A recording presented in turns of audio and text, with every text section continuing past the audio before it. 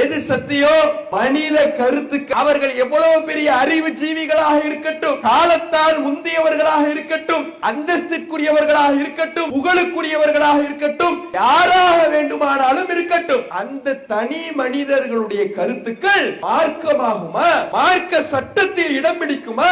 ஒருபோதும் இடம் பிடிக்காது என்கிறான் இறைவன். இது ஏன் மார்க்கம்ங்கிறான்? ஏன் மார்க்கத்துல சட்டம் சொல்ற அதிகாரம் எனக்கு தான் இருக்கு, அதை கொண்டு போய் மனிதர்களுக்கு நீ வழங்குவியா? அல்லாஹ் கேட்கிறான். அம்லஹும் ஷுரகா ஷரஉ லஹும் மினத்தீன் மா லம் யஅதன் பிஹில்லாஹ். அல்லாஹ் சொல்லாதத மார்க்க சட்டம்னு சொல்ற இணை கடவுள்கள் உங்களுக்கு இருக்கிறாங்களா? அல்லாஹ் கேட்கக்கூடிய வார்த்தையை பாரு. நான் ஒண்ணு சொல்லல, குர்ஆன்ல இப்படி சொன்னதா இல்ல, நான் இப்படி சொன்னதா ஹதீஸ்கள்ல இல்ல, நான் சொல்லாததை இதெல்லாம் மார்க்கம்னு சட்டம் சொல்லுகிற இணை கடவுள்கள் உனக்கு இருக்கிறாங்களா? மார்க்கத்துல சட்டம் சொல்றது ஏன் அதிகாரம்டா? அது நீ மனிதர்களுக்கு கொடுப்பியா?